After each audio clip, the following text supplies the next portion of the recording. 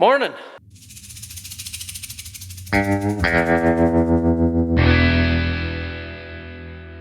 Morning, Didge. Morning, Anna. Are you ignoring me this morning, Didge? Thank you to Simply Safe for sponsoring today's video. Remember, there's no safe like Simply Safe. Harvest prep continues. We're not crazy pushed. We got a little ways to go, but it's nice to get going ahead of time. This item right here in this area is one of our main pieces. Obviously, if you've watched the channel, you know that. I mean, that's kind of why we own it, right? We probably wouldn't own a giant tractor if it wasn't one of our main important pieces. But I need to check and see how many hours it's got on it since the oil change, look at the filters, those kinds of things. Get it ready.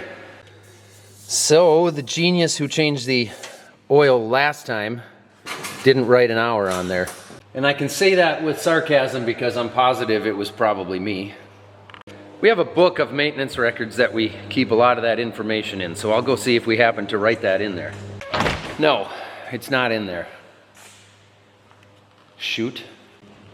It's probably got 150, 170 hours on it if we changed it in the spring, which probably just means I'm gonna change it. Because it's gonna get more hours in the fall. I'm just gonna do it.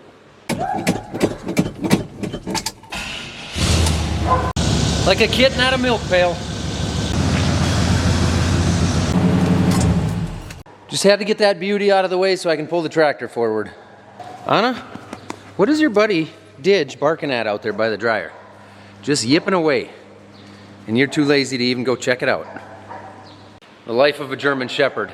They're good dogs, but they make sure they're lazy unless they aren't allowed to be. She won't help Didge bark at the critters, but she's certainly gonna yip at this tractor. Watch this.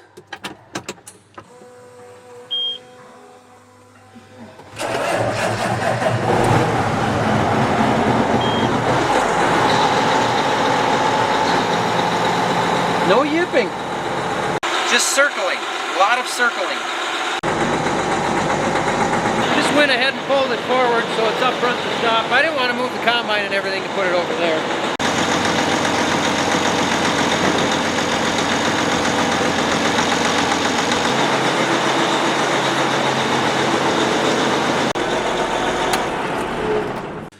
Key on the toolbox. Just so nobody jumps in and starts it after I've got the oil drained. At least they would think about it, because they'd wonder why the key's on the toolbox. This one's pretty easy to get to the drain, as long as I line my buckets up correctly.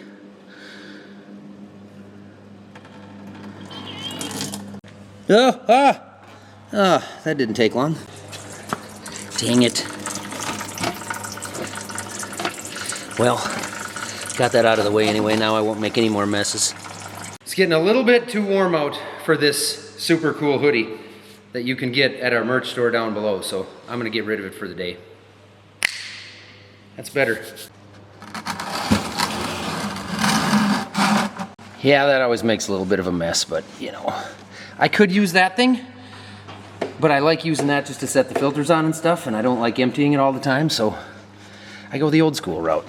That piece is extra handy for putting underneath when you screw the filters off, because it catches that mess. Didge, did you find the critter you were barking at? Or did you give up because you got old hips? Enjoy your day. No, you don't have to get up. You go ahead, take a nap. I got 2 of them anyway. I think I need a 3rd filter. Not that one. 968, so that one's right. 669, so this one's right. But this guy, I need my 2nd fuel filter. 467. I may have to run to town for that one. Unless it's a superseded number. No, that isn't big enough. I'm gonna have to go to town. Well, it isn't quite early enough to go grab lunch. I guess it's getting close. Before I do that, let's make sure my filters look okay in case I need one of those also. These big tractors, they have little tiny air filters, probably very similar to the ones in your Prius or your Tesla. Now that isn't bad. I could blow that out. But It's a big tractor, does a lot of work. I think I'm just gonna get new ones if they got them. That's the number I need. A vast majority of the pictures on my phone are of part numbers. And because I like having clean air in my cab, let's check this one. Ooh, that's a dusty one. I took a picture of it. Well, I work over here. We've got Jeff and Jay over there working on this door on the race shed. If you followed me for a while, you remember when Jeff was out a couple years ago, a couple different times, and put seals on all the doors on this shed. I'm gonna lower this so I can show you guys on these seals.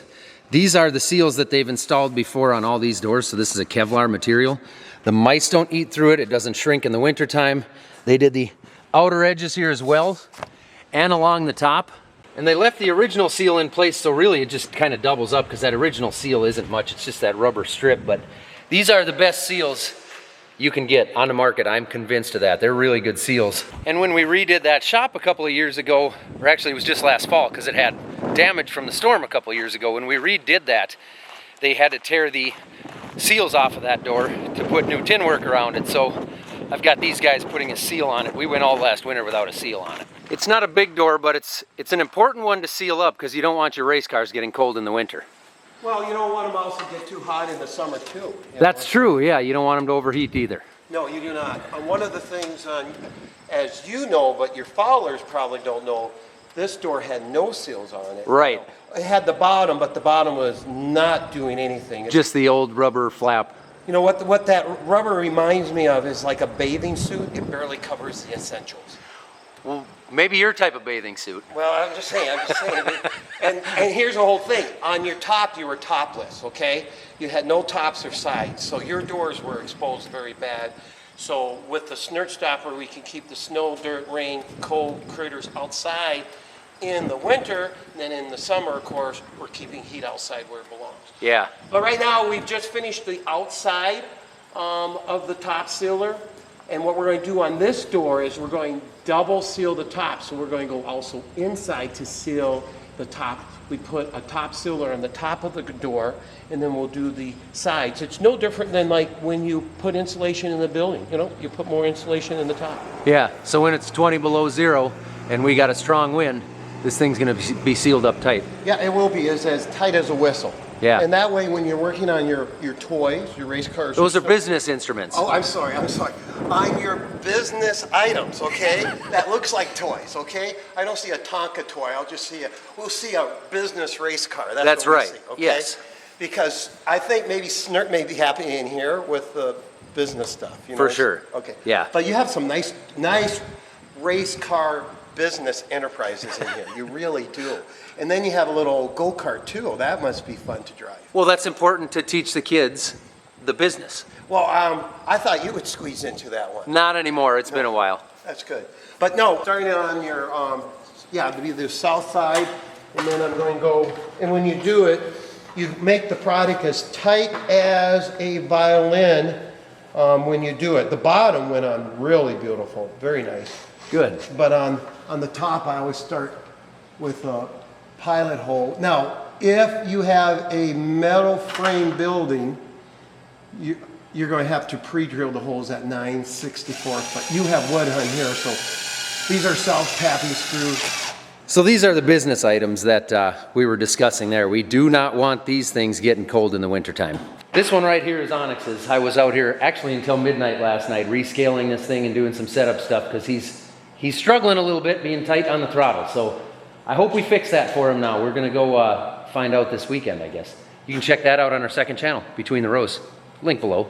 Shameless plug. Well, that's going to be nice. That'll finish up that shop. It was really nice when we put new tin on there, but I didn't know until early last winter that it didn't have a door seal on it. And this thing looks like it's done dumping oil out. Just a little bit trickling out of there, but that's been a while. And I think I'll go grab lunch and wait until I've got the new filters after I've eaten, before I get diesel all over my hands. You can see areas of our beans just starting to turn a little bit. So things are starting to get ripe. Those beans are just gonna start to turn. It's a little bit later than usual, but not a lot. Beans kind of just get to a certain point and they're just going to get ripe. We don't have super high hopes for our yields. We've had a lot of rain. I know in most places that's a good thing. That means you're going to get huge yields. Right where we're at, we've got extremely heavy soils. We put in a lot of drain tile. We see a good return on that. Our soils are sticky. They're heavy clay. I'm okay. I'm all right. But the roots don't go down that deep, and then they don't get as many nutrients, and the plants just kind of get waterlogged from the roots all summer. So I'm hopeful that we have an average crop. We've been a little bit short on heat, which means we're probably going to have some wet corn, high moisture corn, which means we're going to give that new dryer a pretty good workout. But it's all standing straight up, and it's not all twisted up from the wind, and it hasn't been hailed out. So that's all good. Okay, there's a back seat full of filters. And since I hate making my own meals and there's only one fast food option in this town, I'm gonna head to Subway. You didn't think I was gonna give you my number, did you? Well, as you guys know, we're a busy family and we're not always home. Sometimes we're close to home, but I might be out standing in a soybean field and not knowing exactly what's going on at home. So for that, I've got Simply Safe. You see, I can open it up and look in my backyard and see Isla surrounded by all of her animals. I can also see inside the race shop. I can see inside the farm shop. I can see right at my front porch. I can see the temperature inside all those buildings. I know that they're not freezing because I have alarms set up for that. I can also know that there's no water issues going on right now in my utility rooms or near the sinks or in the bathroom. See, Simply Safe has got all the devices to be able to tell you all those things, along with a bunch more. You can actually order them right to your house. You can set the whole system up yourself.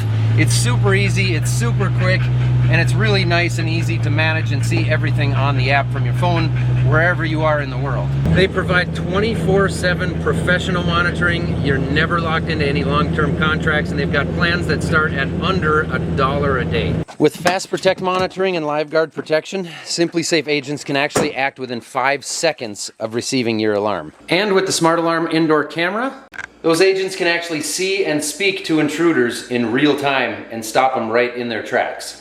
These systems are obviously a big peace of mind for us, for a busy family that's gone quite a bit. If you guys are interested in building your own system, right now you can save 50% on your own system, and you can get a free indoor security camera and your first month for free when you sign up for Core Monitoring. All you have to do is go to simplysafe.com/millennialfarmer to customize your own system and have it sent right to you. Remember, there's no safe like Simply Safe.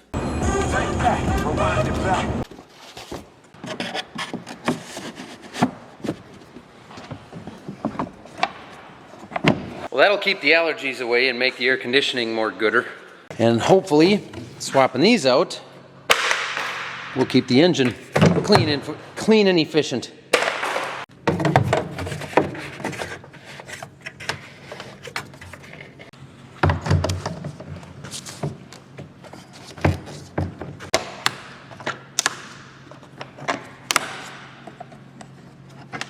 Now we get into a little bit of the messier parts. Oil filter's not so bad, but fuel gets messy.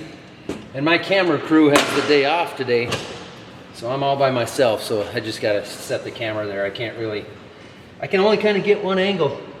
I'm trying to keep as much stuff out of the oil as I can. Okay. So far, not bad. There we go. Hey, that wasn't bad. Large oil filter, just like your Prius or your Tesla. Again, pretty much same system on both, all three.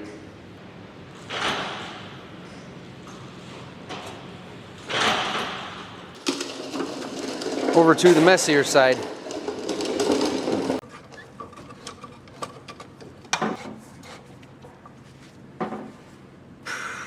This is the real messy one. I'm not going to punch a hole in it because I'm lazy. I'm going to just let it make a mess. Okay.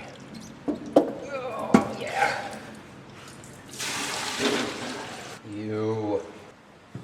And on with the new after wiping up the mess with some brake clean and filling the new one with diesel. Now I know some guys will say don't fill the new filters because it's not filtered diesel. But man, I get nervous about getting air in the lines and having to deal with that. And I know they got electric pumps on them, but you know, it's just the way I do it. All right, the messy jobs are done and cleaned up. Whoop. Okay, oil is in and full. Got to vacuum it out yet. I got the key on, so it should be priming the fuel system. I'm gonna cycle it again here. But first, I want to find out how many hours are on it and actually write that on the filter this time. How do I do that? There we go. The key has cycled again. Here we go. Please no air.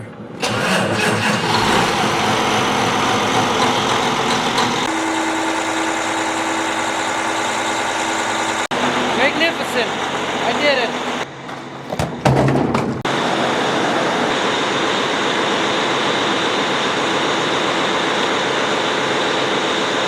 I've had a few guys ask what we do with our waste oil. We actually give it away to a couple of different guys that burn it in their shop for heat. Like, it's heat oil, essentially. It's how they heat their shop. Remember those tissue samples we took on some of our corn maybe a month back, maybe even 2 months back? A while ago anyway. Well, Matt from FBN is here again. We're at the same field where we've got some trials that we ran on a product, a humus product, I believe. We put it down in furrow with the planter, and we're going to be doing some test strips. We have some test strips going. I feel like I can't spit it out. Anyway, we're here to take some tissue samples. Did you already get the samples pulled? I have not. These are actually the last location I was. Oh, okay. And no, I'm not that fast. Not that quick. No. So somewhere right here in front of me, according to my John Deere Op Center app, there's our blue dot. That yellow strip is the strip of testing. That's the Inhabit product applied from FBN. On each side of it, there's nothing applied through the planter on that corn. And Matt generously offered to go count rows from one end of the field and make sure we kind of end up in about the same spot on where we think we need to be.